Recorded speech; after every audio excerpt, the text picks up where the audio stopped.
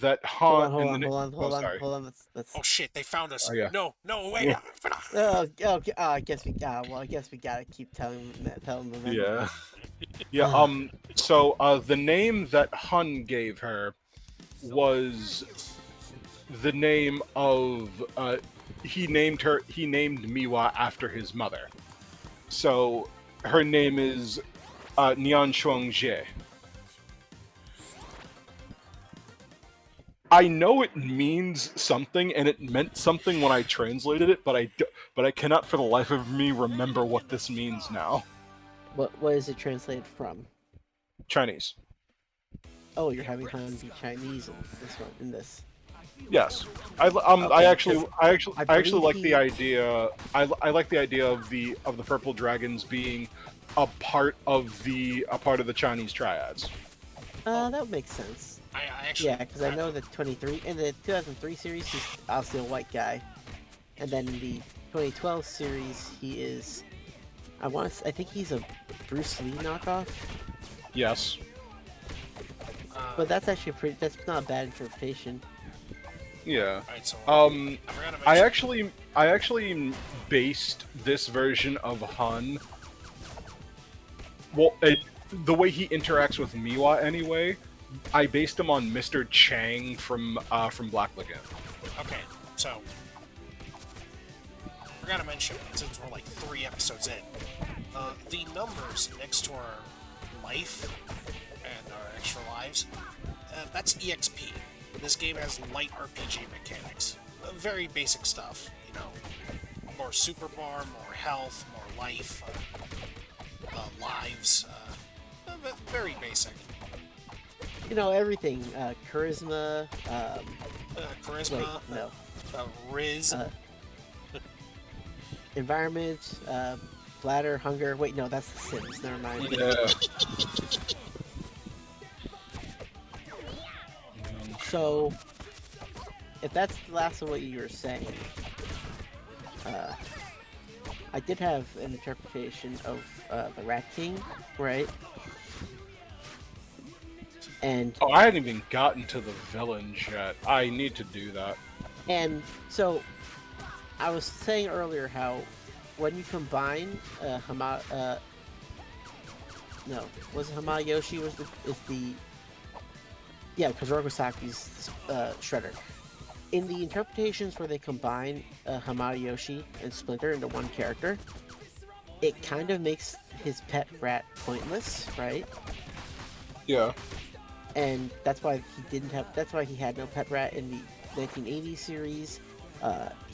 They were separate characters in the 2003 series because it was based more closely off the. It was based Mirage. as a retelling of the Mirage stories. You had the 2012 series, which was ironically like a modern adaptation of the 80s series. And Rise was just its own thing. Right. I do actually kind of respect the fact that both kind of like warring interpretations of the like the main turtle sort of like inciting incident with the is sort of both had two major reimaginings in the 2000s. Yeah. But my point was that if you were to take the combined Hamayoshi and Splinter interpretation, right? You can still give him a pet rat, and you know what would make it more interesting is if the rat becomes the Rat King. It gets mutated into the Rat King. Because I've never seen someone do that before. So, is this what happens to Bruce, the Batman? He gets hit with mutagen? I don't actually remember what the backstory of this character, backstory for this character is. You mean other than the fact that they totally stole Man-Bat? Well, technically his wings, I believe, are artificial. I think canonically, if not correctly, The only thing I do remember of this character is Wingnut. That's what it was, yeah. The only thing I remember of Wingnut is that his wings, I think, could not support his own weight. Because he's So he has, fat like- as fuck. Well, he's also like human size, and they're not proportional, proportional size wings. Oh, alright, that makes sense. I don't know. It's just like, I'm just gonna say this though, is like, Oh, they found the Jimmy Two Shoes pilot. I Benji mentioned already that a said while that. back, yeah. Oh, no, because like I see Miner ranting about it. By the Oh, way, really? Yeah, I found him ranting about it on Twitter. by the way, I love the fact that I've Casey actually- switches attire and uses charge attack. Uh, Like, hang on, I'll show it off over you. I haven't actually seen anything but the Jimmy Two Shoes pilot, so I don't know anything about it right Oh, now. fuck. But and like back to like Mutant Town. So like when Hamato Yoshi got off the plane, he met with this dude in this black suit, who he assumed was the private investigator that Oroku Saki had hired for him. It was in fact the Krang, because of course it fucking was. And they experiment on Hamato Yoshi. They took everything he had, which included the turtles, and they experimented on them with mutagen. Hamato Yoshi escaped because, well, he may have been a disgraced movie star, but he was also a martial arts master. And he Okay, escaped. so you're not having the was it TCRI? And I'm actually using the 2012 thing, like the ooze is from the Krang. okay. Well, but, it is funny because the But I do have TCRI. It's just it's publicly run by Baxter Stockman, but like he's getting all of his backing from the Krang. Hey, so, I just love the details. so there's no not the Krang. Krang was created for the fun fact. So Krang, the character, was not from the Mirage comics. He was created for the he was created For the the 87 1980 series. yeah, the 87 series. And that's But because when adapting the comic, they were like, well, the turtles can't, oh, that's funny, he's just like a golfer. Yeah, I was gonna say it, like, I think Casey literally changes outfits when he does his charge attack. Oh, so that's what the charge attack for. Wait, she gets a fucking grenade? Well, that was annoying. I also love how like she's a monitor lizard now. At least I think that's a monitor lizard. Well, this is one of the alternate skins, so Yes. it might be. This might be based off the IDW version.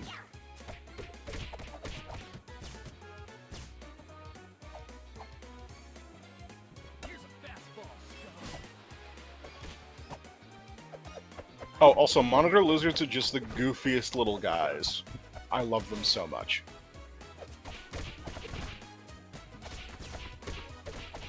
Oh yeah, so as I was saying, so Krang was invented for the '87 series because they realized they can't have the turtles fighting, human ninjas.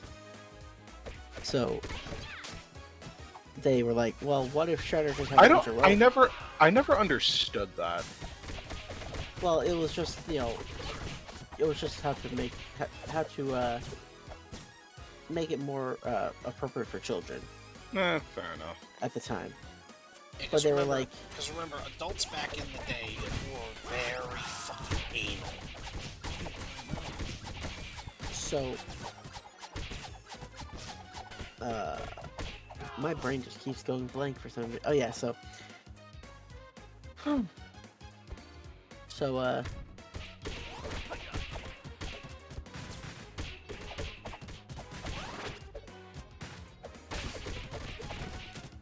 So they're like, well, what if the Shredder just had a bunch of robots? And they're like, okay, that's a great idea. Where does Shredder get a bunch of robots from? And they're like, what if he had an alien creature named Krang that are based off the Utrom that, had a bunch of technology from another dimension? And they're like, that's brilliant. That'll get past the censors easily. And then, funny enough, at the end of the first season, they were actually going to have a plot line where Krang and Shredder get merged together as one character. Oh, to create Neutron Shredder. And this was rejected by the creators of the Turtles, right?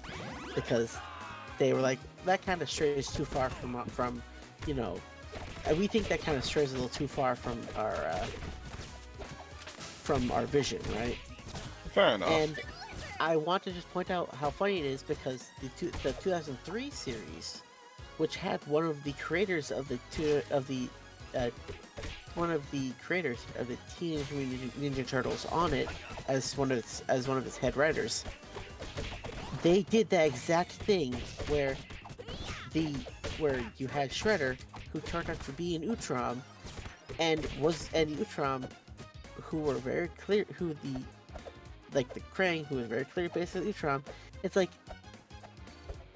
did they just kind of take that idea and roll with it? Like, I think it's because the idea of it was so absurd that it worked. Because remember, that reveal came on the tail end of the Triceratons.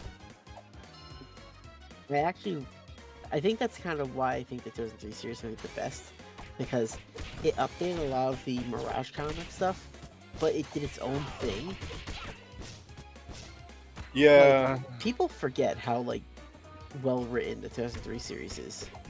I mean, people say that, but they weren't there for the end of Fast Forward and Back to the Sewer. No. No. Hold on. The actual 2003 series was actually really good. And it was actually considered fairly dark. The problem is, the last season, which was the one with where they became dragons, right? And you had the demon Shredder. That was considered at the time when it was actually so that was actually shelved, right? By 4Kids because they got cold feet because the writing in the series was actually getting fairly dark, right? Hey, take a look at Baxter's stock in that series. Right, exactly. So they shelved that season entirely.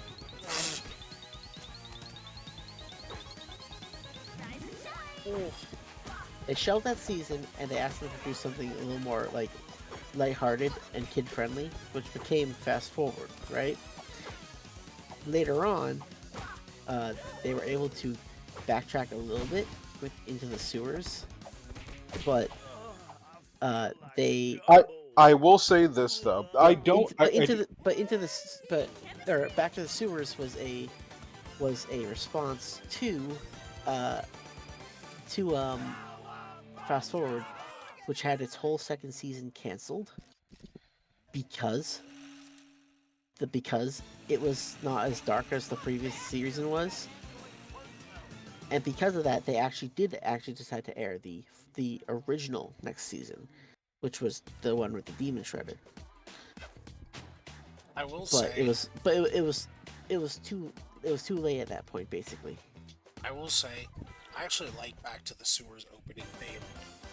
Yes, it is the best opening theme of any Turtles show. To the sewers, Teenage Mutant, just so fucking raw. I want to actually fucking grab a kitty and just gently squeeze it. I love the original series, but opening, but Back to the Sewers does have a good energy to it. I love the 2012. I've always loved the 2012 opening, but it never beat Back to the Sewers. The 2012 opening was kind of We should just do a tier list video about all the TMNT openings, different seasons and stuff like that. I mean, I guess. I'm kidding. You know, we don't have to. I'd probably put 2012 at, like, C tier. Like, C+. Like, it was okay for its time, but it's just like... That's weird. These look like they should be destroyed. Yeah, I know, right? Oh, that's why. Oh, right. Damn, That's dumb. damn I would. You know, I grew up on VHS tapes of the 1987 show. I didn't like the intro very much. Well, I didn't like the tempo that the 87 show did the intro at.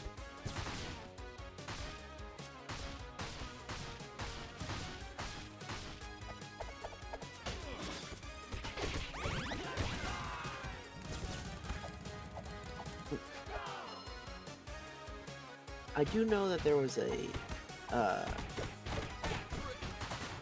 The funny thing is, like, every Ninja Turtles series has had that moment where it gets a little too dark for the network.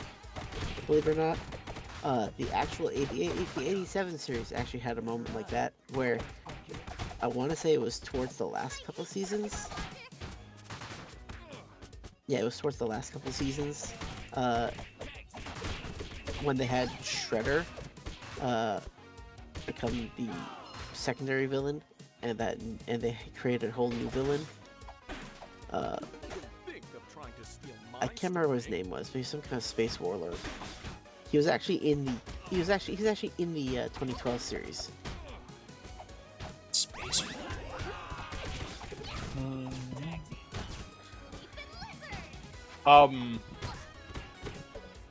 What I was saying about the Mutant Town community. So, like, Oh, I will point out, I will say, Turtles Forever is still the best TMNT movie. well, yeah, it's a celebration of everything. Well, everything at that point in time, because this was before the 2012 series. And you know, people give that movie a hard time because it feels like it's kind of like, you know, crapping on the 1980 series a bit. But you know, you kind of have to point out that, like, it is primarily the 2003 universe. Yep.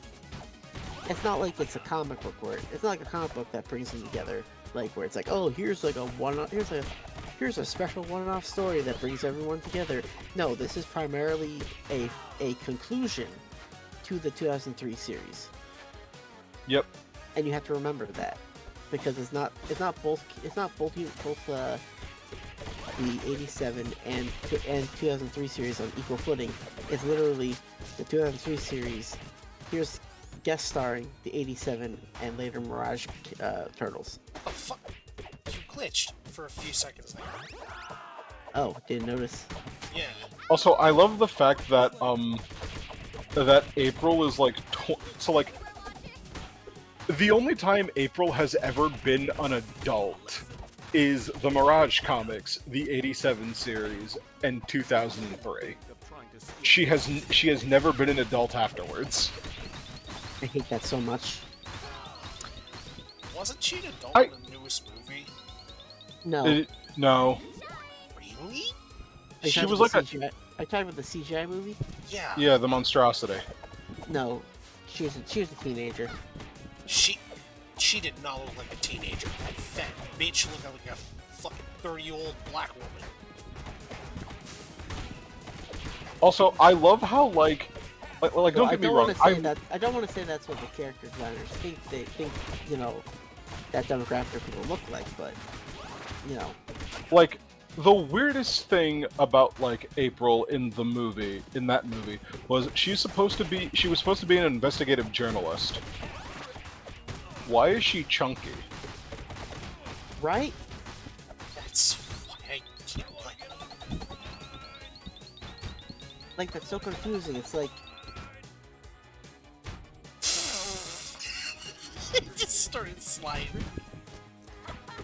Also, in a perfect world, like my preferred version of April is a mixture of Rise and 2012. I don't understand why people don't like 2012 April. I actually did like her.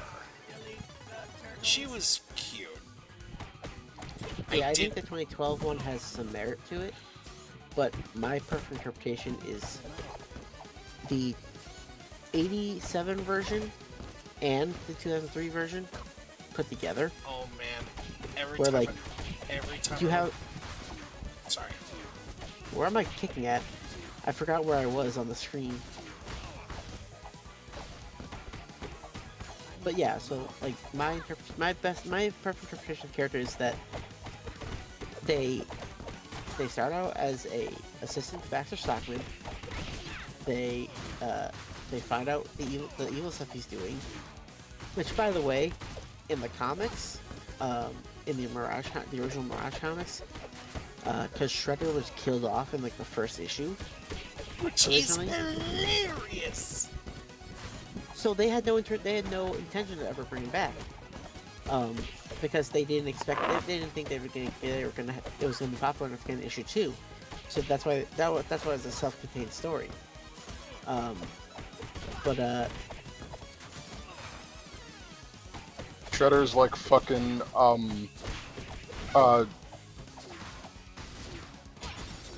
it's literally like the turtles beat him, and it's like the turtles like, we're gonna give you one, opportunity, we're gonna give you one chance to, go out with honor and commit seppuku.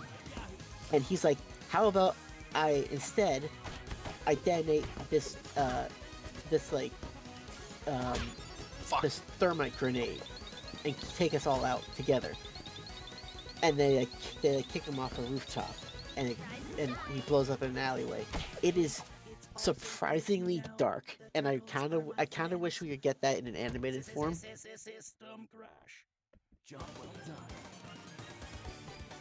But my point was that the next villain they fight is Baxter Stockman, and his whole plan is that to use the Mousers.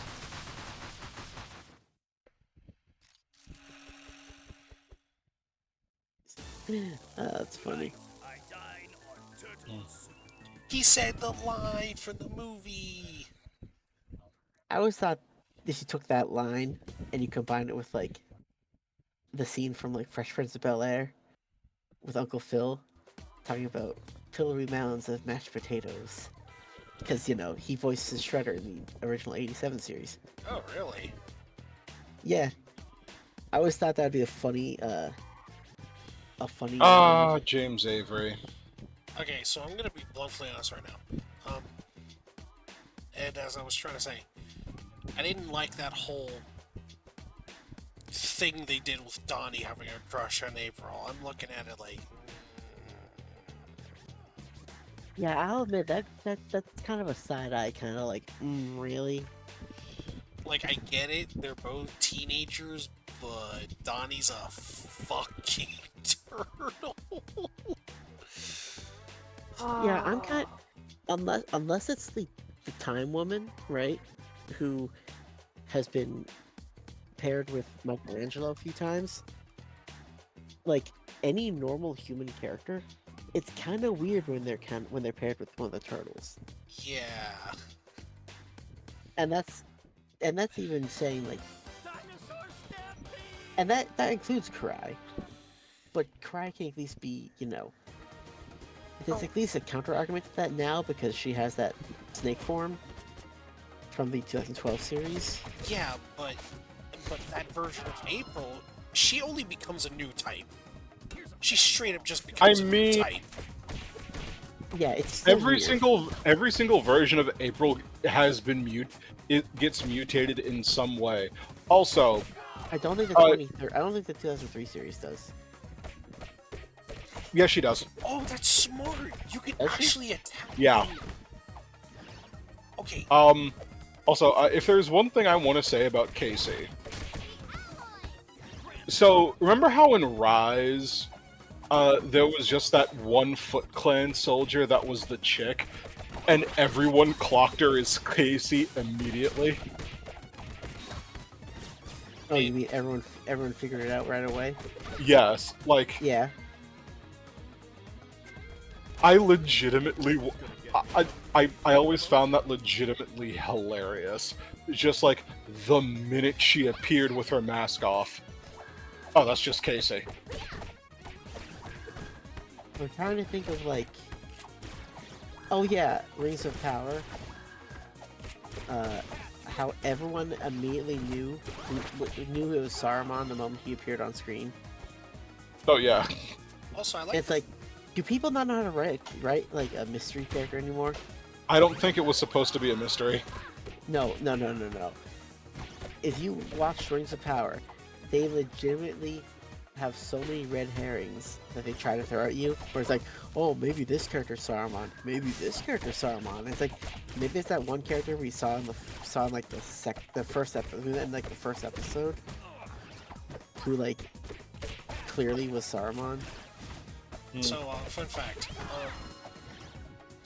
The Rise version of Casey, I think, is like the second version of the character who joins who's with the Foot initially.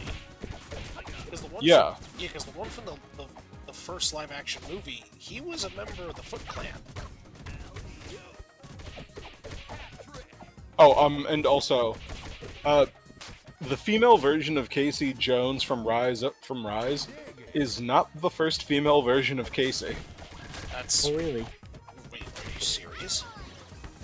The first one was in The Last Ronin. Wait, which came out first? The Last Ronin, or...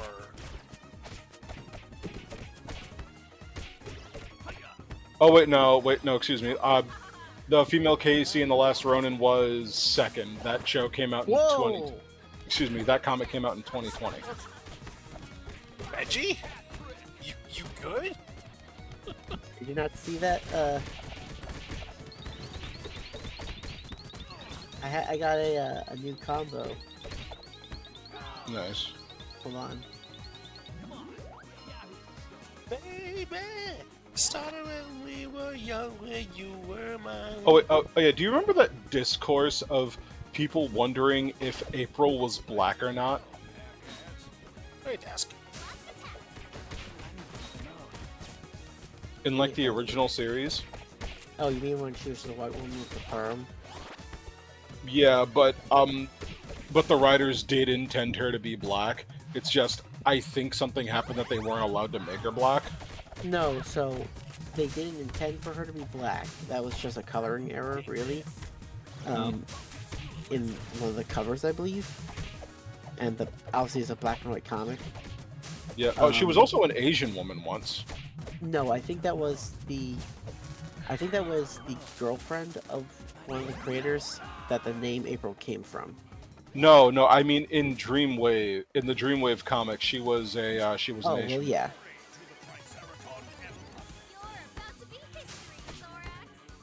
But in everything else, she's been a redhead until Rise, when she was a sassy black girl. I'm gonna be honest. I don't mind. Oh, Benji, that's your dash super. Yeah, I don't think I knew that before. Oh, also, Rise April kind of thick. Yeah. Is she? Especially once she gets into the ninja gear. I'm gonna need a picture of that. I'm not convinced. Oh, I never finished telling you how I'd lay out, or how I would set up the character of April. So, like I said, in the original Mirage comics, she starts out as